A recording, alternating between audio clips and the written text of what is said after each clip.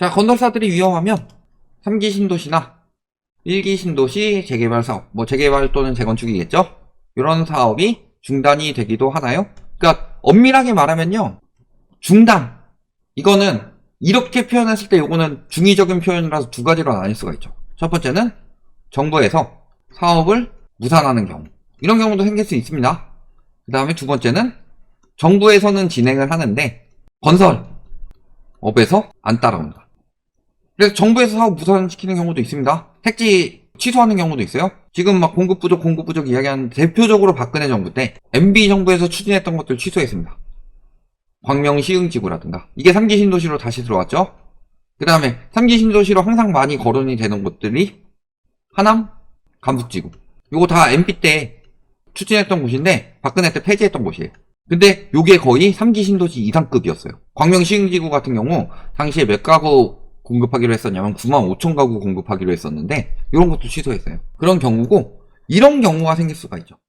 그래서 우리가 2기 신도시를 생각을 해보더라도요, 아까 말씀하셨지만 판교, 광교 이런 것들은 굉장히 빨리 진행이 됐죠. 근데 운정, 옥정, 검단 이런 것도 생각해보세요. 이거 언제 진행했어요? 문재인 정부 때. 근데 2기 신도시 추진은 누가 했어요? 노무현 정부 때 했어요. 그러면 그 사이에 MB 정부도 있고 박근혜 정부도 있는데 다 취소된 거죠. 이런 데만 됐고. 그러니까 잘 되는 데는 잘 되는데 안 되는 데는 안 되죠. 그래서 운정, 옥정, 검단 이런 데 다 원래 미분양 천국이었어요. 검단 같은 경우는 아예 미분양 관리지역이었죠. 미분양 관리지역에 들어갈 건설사가 어딨냐. 그러니까 여기 들어가서 지어서 해봤자 분양가도 싸고 할인 분양도 해야 되는데 미분양 관리지역이라 미분양이 계속 나와. 근데 신도시가 아예 미분양 관리지역이 됐다, 이런 느낌은 뭐예요? 아, 이게 도시 조성 똑바로 안 되겠구나. 그럼 누가 입주를 하겠어요? 심리에 영향을 주죠.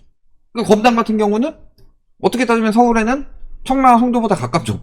물론 도시 조성이 그렇게 되진 않았지만, 도시 조성은, 검단 같은 경우 가보시면 도시 조성은 조금 더 개판입니다.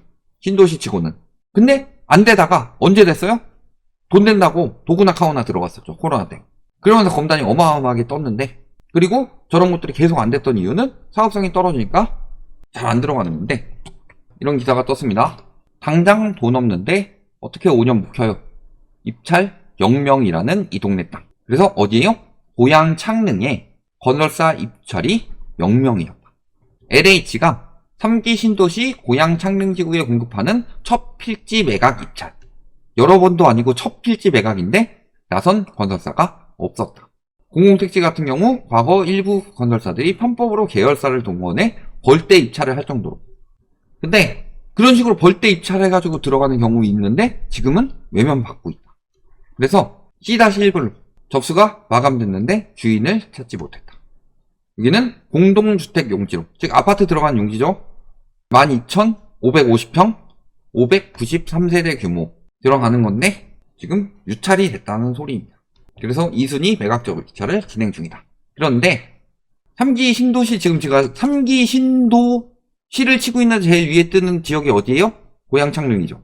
그러니까 3기 신도시 지도로 보면 여기가 고양 창릉이에요. 고양 창릉이 굉장히 좋은 입지죠. 왜 좋은 입지냐? 봤을 때 하남 교산 같은 경우도 하남이지만 실질적으로 요 위에 미사가 있죠. 그러니까 먼저 형성된 미사에 비해서 교산이 더 낮게 형성될 가능성은 좋지 않죠. 남양주 왕숙 같은 경우도 굉장히 멀리 있고 요 사이에 다산이나 별내가 있다. 그리고 위치도 너무 멀고 교통도 솔직히 안 좋아요, 저기는. 그 다음에 과천도 뭐 이미 거의 다 형성이 되어 있고, 그래서 동쪽에서는 그래도 과천이나 교산 이런 곳들을 이야기를 했지만 서쪽에서 보면 어때요? 부천 대장이랑 계양 붙어있는 곳, 물론 중동 신도시보다 가깝긴 하지만요, 거기 가보시면 보입니다. 완전히 개발되기 좀 힘들어 보이는 거. 그런데 이제 1기 신도시 중에서 동남쪽은 분당, 서북쪽은 일산이 짱이죠. 1기 신도시 중에 2개 대장도시인데 얘보다 더 좋은 입지에 나온다는 3기 신도시는 보이지 않습니다. 그런데 일산보다 입지상으로는 서울보다 더 가까운 고양 창릉이 공급이 된다. 그래서 여기가 굉장히 좋은 3기 신도시라고 많은 유튜버들을 또는 많은 전문가들이 설명을 했던 거예요. 3기 신도시 입지 좋은 곳 집어주세요 하면은 적어도 고양 창릉은 거의 들어갔다. 그리고 그 선호도도 가장 높은 곳 중에 하나. 그래서 창릉에 대해서 계속 저희가 말씀드렸던 게 일산 같은 경우는 완벽하게 형성이 되어 있고 여기는 진짜 거주 요건이 좋기 때문에 학군도 괜찮고 일자리도 많고 그 다음에 뭐 호수공원이나 이런 시설들도 많아서 여기를 넘어서기는 어려울 수 있어도 요 뒤쪽에 있는 파주 운정이랑 비교했을 때 여기는 형성이 덜 되었고 더 좋은 입지에 들어온다. 그러니까 창릉이 운정을 잡아먹을 거다. 이런 이야기를 말씀을 많이 드렸었잖아요. 그리고 교통 좋다고 창릉 들어오면서 또 이렇게 일산에서 교통 이렇게 형성해 주죠. 그리고 또 한 가지 우리가 생각하셔야 될 게 뭐예요? 교산 들어온다고 미사에서 데모했어요? 왕숙 들어온다고 다산 별내에서 데모했어요? 과천 신도시 들어온다고 해서 그 전에 있던 지정타나 과천 구도심에서 데모했어요? 부천 대장지구 인천 계양지구 들어온다고 해서 검단이라든가 저기 뭐 송도라든가 청라라든가 이런 곳 혹은 부천 중동이라든가 이런 곳에서 막 데모했어요? 근데 창릉 들어온다고 하니까 일산하고 운정에서 데모 났죠. 요것 때문에 우리 집값 떨어진다.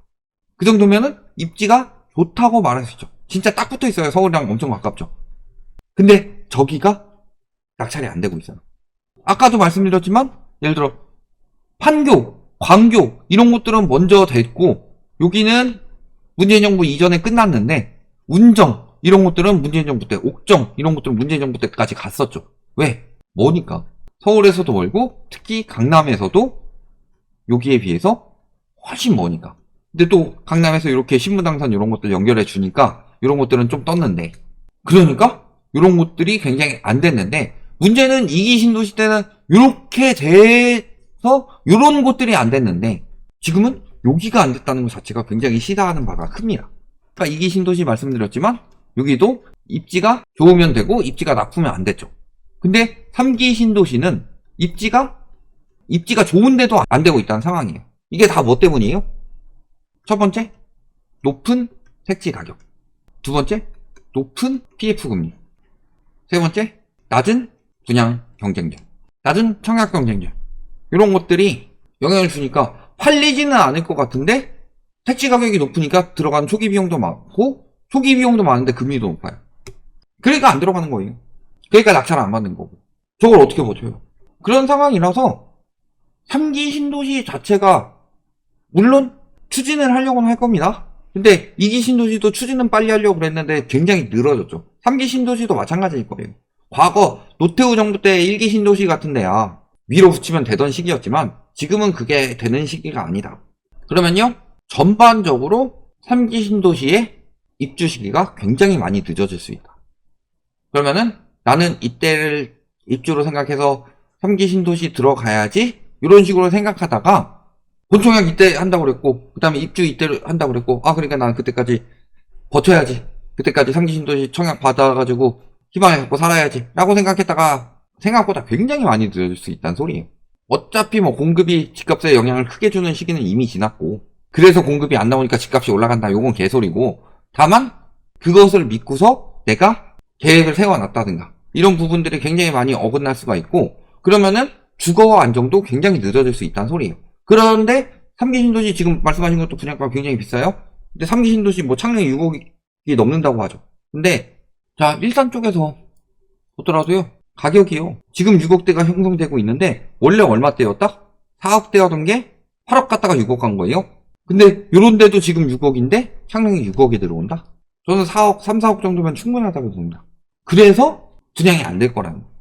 분양이 될 수는 있겠지만 분양 받으면 안 된다는 거예요. 떨어지면 떨어질수록 더 심해지겠죠. 창릉 가느니 차라리 그거 가가지고 여러 가지 형성되는 거 기다리느니 신도시 프리미엄 노려가지고 비싸게 팔 거 아니라면 거주 요건으로는 일산이 훨씬 더 좋다.